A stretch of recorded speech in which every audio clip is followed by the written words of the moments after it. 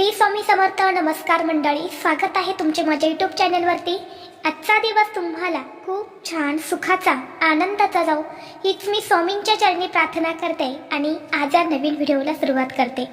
उद्या 29 जानेवारी वार गुरुवार आणि उद्या आलेली आहे जया एकादशी. प्रत्येक महिन्यामध्ये एकादशी तिथी येते आणि प्रत्येक एकादशीचं महत्त्व हे देखील वेगवेगळं असतं. माघ महिन्यातील शुक्ल पक्षातील एकादशीला जया एकादशी म्हटले जाते. जो भक्त या दिवशी प्रेमाने श्रीकृष्णाचे स्मरण, नामस्मरण किंवा ध्यान करतो त्याच्या जीवनातील सर्व दुःख संकट स्वतः भगवान वासुदेव दूर करतात. जया एकादशी भगवान विष्णूंच्या उपासनेसाठी अत्यंत महत्त्वाची तिथी मानली जाते. धार्मिक मान्यतेनुसार जया एकादशीला व्रत केल्याने आरोग्याचे वरदान मिळते आणि जीवनातील सर्व पाप त्रासांपासून मुक्ती मिळते. तसेच पितरांसाठी हे व्रत केल्याने त्यांना पुण्यफळ मिळते आणि आपल्या जीवनातील सर्व समस्या या देखील दूर होतात. या जया एकादशीचा प्रारंभ 28 जानेवारीला म्हणजेच आज बुधवारी संध्याकाळी 4:34 सुरू होणार आहे आणि 29 जानेवारीला दुपारी 1:56 समाप्त होणार आहे. उदय तिथीनुसार जया एकादशीचं व्रत हे 29 जानेवारी म्हणजेच उद्या गुरुवारी केले जाणार आहे. या एकादशीला 2 प्रकारे व्रत केले जाईल, निर्जला आणि फलहारी. या दिवशी श्रीकृष्णाला फळे पंचामृत यांचा नैवेद्य दाखवला जातो. दिवसभर केवळ पाणी आणि फळांचे सेवन करणे सर्वश्रेष्ठ मानले जाते.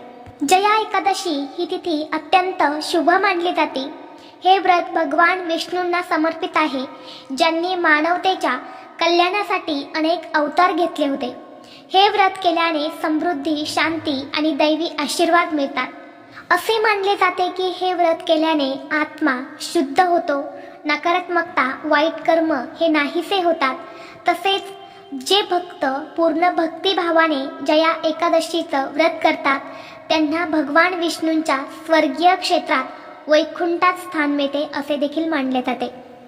जया एकादशी हे व्रत भक्तांना त्यांच्या वैयक्तिक, व्यावसायिक आणि आध्यात्मिक कार्यात यश मिळवून देत असते.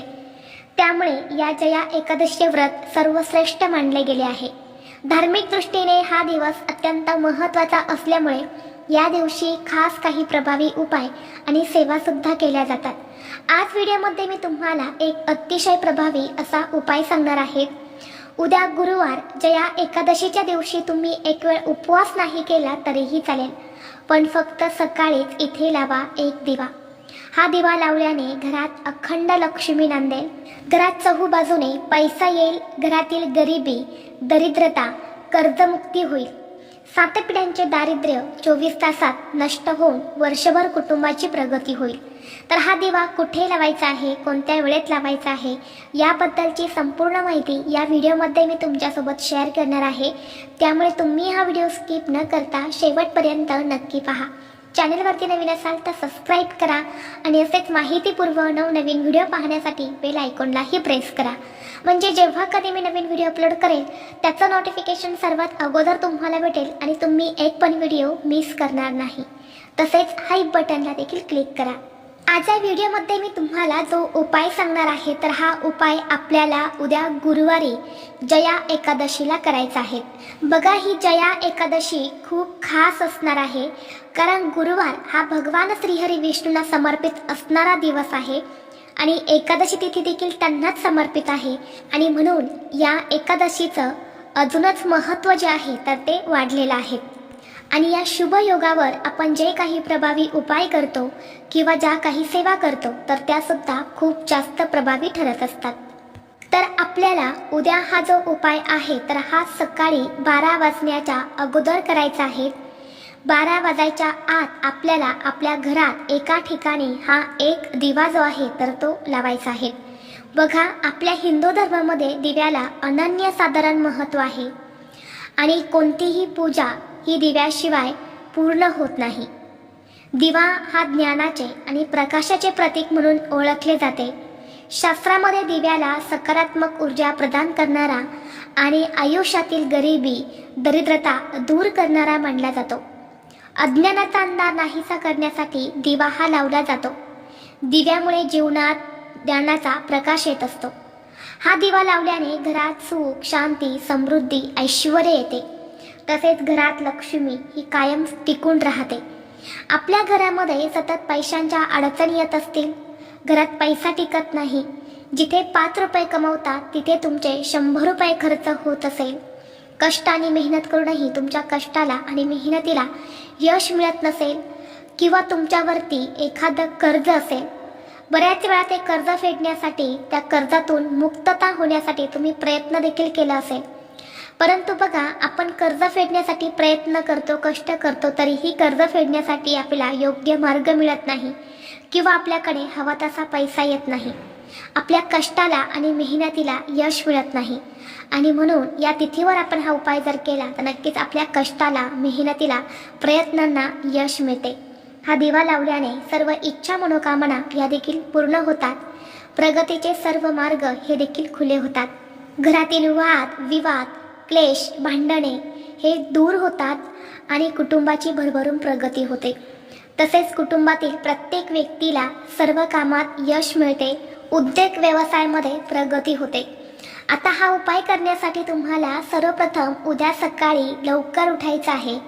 स्वच्छ स्नान करायचं आहे. अंघोळीच्या पाण्यामध्ये थोडंसं गंगाजल आणि चिमूटभर हळद टाकून तुम्हाला स्नान करायचं आहे. यानंतर स्वच्छ कपडे परिधान करून सर्वप्रथम देवघरातील देवांची तुम्हाला पूजा करून घ्यायची आहे. भगवान श्रीहरी विष्णूंची मूर्ती असेल तर मूर्तीवरती अभिषेक करा. मूर्ती नसेल तर बाळकृष्णांची मूर्ती ही प्रत्येकाच्या देवघरामध्ये असते, त्या मूर्तीवर तुम्ही अभिषेक केला तरीही चालेल, किंवा फोटो असेल तर तो स्वच्छ पुसून काढा. यानंतर भगवान श्रीहरी विष्णूंना पिवळी फुलं, पिवळ्या रंगाचा नैवेद्य, केळी तुम्हाला अर्पण करायची आहे. धूप, दीप, अगरबत्ती लावून वातावरण हे प्रसन्न करायचं आहे. आणि यानंतर तुम्हाला हा उपाय जो आहे तर तो करायचा आहे. जेव्हा आपण देवांची विधिवत पूजा करतो तेव्हा देवी देवता हे प्रसन्न होतात आणि यानंतर आपण जे काही उपाय करतो तर त्या उपायांचा आपल्याला त्या देवतांच्या कृपेने निश्चितच फळ प्राप्त होते. आता हा उपाय कोण करू शकतं? जरी तुमच्या घरामध्ये कोणीही एकादशीचं व्रत करत नसेल तरीही हा उपाय तुम्ही केला तर या एकादशीचं संपूर्ण फळ तुम्हाला प्राप्त होईल. आणि ज्या घरामध्ये एकादशीचं व्रत केलं जात आहे तर तिथे सुद्धा हा उपाय जो आहे तर तो करायचा आहे. म्हणजेच काय, प्रत्येकाने हा उपाय करायचा आहे. आता उपाय करण्यासाठी आपल्याला एक मातीची पंती लागणार आहे. मातीचा दिवा घ्यायचा आहे.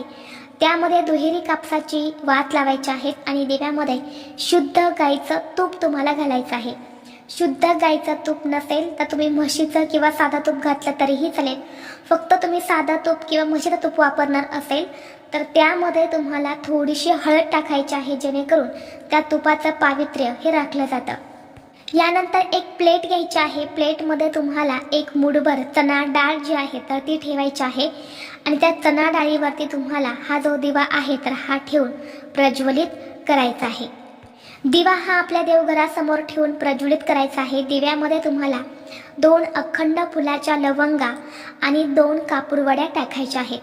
यानंतर दिव्याला हळद, कुंकू, अक्षदा, फुले तुम्हाला अर्पण करायची आहेत. धूप, दीप, अगरबत्ती ववाळून घ्यायच्या आहेत. आणि यानंतर तिथेच बसून तुम्हाला 108 वेळा गायत्री मंत्राचं पठण करायचं आहे आणि 1 वेळा विष्णू सहस्रनामाचं पठण करायचं आहे. जर तुम्हाला वाचता लिहिता येत नसेल तर तुम्ही फक्त श्रवण केला तरी सुद्धा चालेल.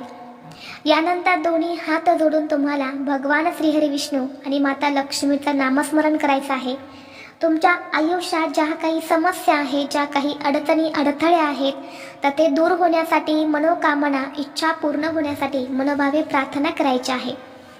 यानंतर हा दिवा तिथून उचलून तुम्हाला तुमच्या घरामध्ये जो ईशान्य कोपरा आहे तर त्या ईशान्य कोपऱ्यामध्ये हा दिवा तुम्हाला ठेवायचा आहे.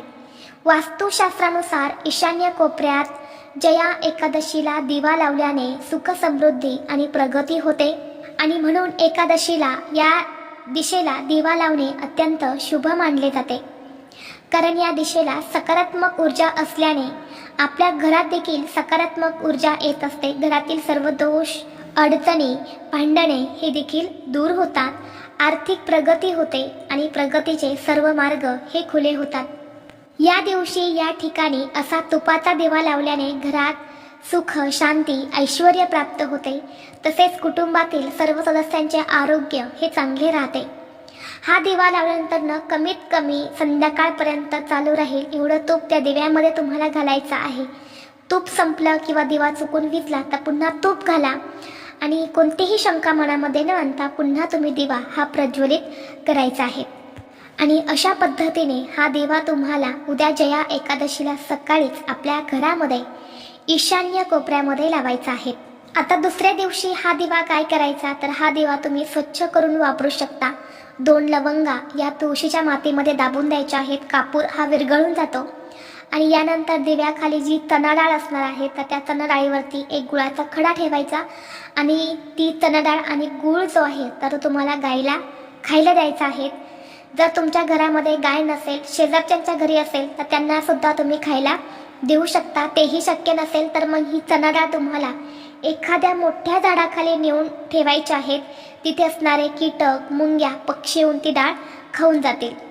तर अशा पद्धतीने तुम्हाला हा उपाय जो आहे तर तो करायचा आहे. त्याचबरोबर जर तुमच्या घराजवळ केळीचं झाड असेल तर तिथे सुद्धा तुम्ही एक दिवा उद्या गुरुवारी संध्याकाळी जया एकादशीला नक्की लावा.